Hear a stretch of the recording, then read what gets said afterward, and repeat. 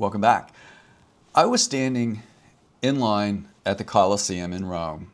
And, I'd gotten the ticket ahead of time. I was in line with, who knows how many other people. And I was in line for 2 hours and I was miserable. The fact that, I was in line for 2 hours just to get into the Colosseum and then was herded along. Just, think about it like the boarding groups, that you have at an airline at the gate when you're trying to get on a flight. That's the way it felt when I was going to this destination that I built up in my head and had it on my bucket list of things to do.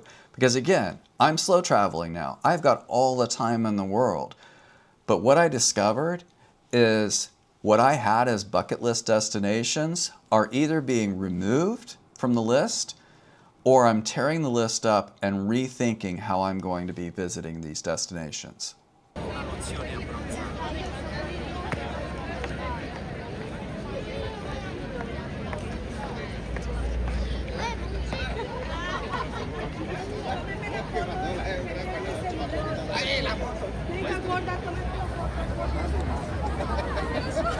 The freedom that I thought I was getting to be able to visit these destinations, and you may feel the same way as well, is backwards from what I was actually getting. Yes, I was getting all the photos and the videos and all of that, but I was coming back to the hotel each night exhausted with lack of quality experience.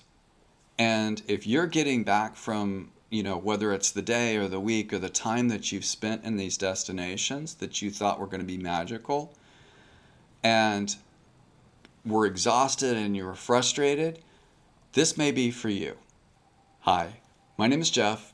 I retired early, sold everything, packed a couple of bags, and am traveling the world trying to suck less each day. And what I can tell you for the last 6 months, having spent time in Cambodia, Thailand, Helsinki, Rome, Istanbul, I can tell you without a question the most meaningful experiences that I've had were on no bucket list. So for me, the first thing is about money. And if you look at what I spent in Rome per day compared to what existed in Southeast Asia, dramatically different. And not just in the accommodations, because my accommodations are consistent no matter where my destination is. For those that follow the channel, you'll know I stay within one hotel loyalty program or two hotel loyalty programs where I'm able to compare apples to apples. And so the cost for accommodations, which includes some of the food, is it was roughly 3 times the cost to be in Rome for the time that I was there. And when you go outside of that and you want to have a meal in that destination, so in Rome, it's, you want to go have pizza for lunch, or in Thailand, you want to have pad thai for lunch. The cost difference, dramatically different. I had pizza, it was roughly $62 for the pizza that I had, and a couple of Cokes. And then in Bangkok, having pad thai was roughly $1.80. So when you compare those kinds of things, when you compare the transportation, where in Bangkok you've got the BTS, the MRT, so most of the destinations that you'll need to get around to are handled by public transit, which is basically $1 that would cost you wherever you're going.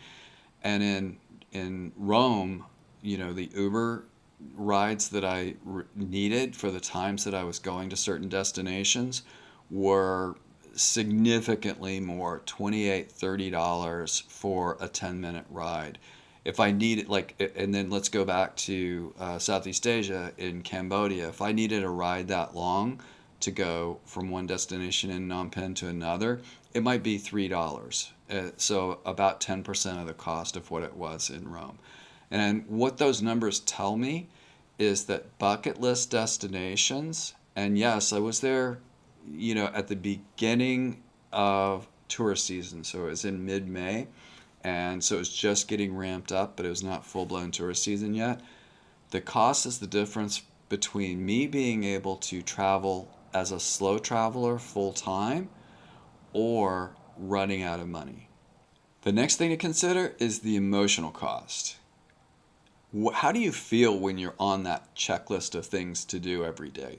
So when you've got a certain number of days and you've booked out, the Vatican because you got to have tickets, you've booked, Trevi Fountain, and if you want to get up close to Trevi Fountain anymore, you have to have a ticket to get up close. All of those things are defined within a specific day. And what if you can't make that time or make it that day because whatever reason you're not feeling well or the weather has turned? That you're going to feel like you've failed at. And now counter that with the lifestyle of going to the Russian market in Phnom Penh to get some fresh fruit and running into a music video being filmed by a girls group, or going to the Sanctuary of Truth in southern Thailand and being able to chat with some wood carvers through Google Translate that were working on the Sanctuary of Truth, and their passion around what they were doing. Those are totally different experiences. And for me, the way I feel, and I'm wondering about you, I feel like I am just consuming when I'm in those bucket list destinations. I'm going to from place to place to place, taking photos. And sometimes I'm not even sure what I'm taking a photo of. Somebody else is taking a photo of something, and obviously it must be important, so I take a photo of it. I tell myself I'll find out later what that was. I never look into it. Or having a quality experience where you walk away from that knowing anytime somebody mentions the Russian market in the future, you'll remember the joy of watching those girls film that video. If you're getting value out of this content, make sure to subscribe to the channel, hit the notification bell so you get the next video when it drops, and leave me a comment so that I know what you're thinking about what I'm sharing with you. It genuinely helps the channel. So for me, the third thing is really about time scarcity. I've got maybe 10 to 15 years of travel left where I can still get around and effectively move from destination to destination, go see things, take hikes if I choose to. And then it's going to be a time of really slowing down. And do I want to look back and say, here's how many hours I spent on a tour bus, here's how many hours I spent standing in line? Or do I want to look back and say, here's the experiences that really changed me? And, for example, just this week, I've had ankle surgery here in Istanbul, and I just went out and went to a random, square that had some park benches and sat down and had about an hour and a half of where I just sat there under the shade of the trees, and this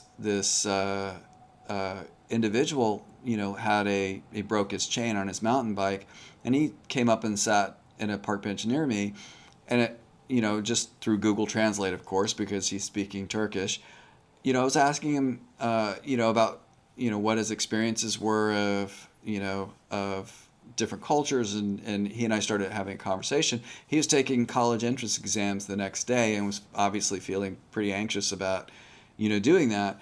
And so we were able to have a really great conversation. He wanted to learn about, some of the things, the university systems in the U.S., and so I was able to tell him a little bit about that, which I think put a different perspective on what he was going into.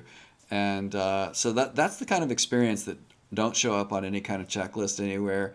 Definitely no bucket list.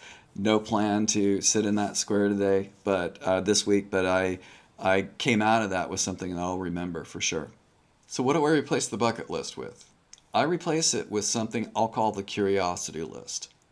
And what is it? What is that? For me, that's not a thing where I have to do before I stop traveling.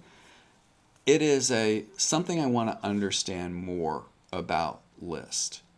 And that's going to come with not necessarily a ticket or a guide or the need to get on a tour bus, but just the intellectual curiosity to want to know more about something.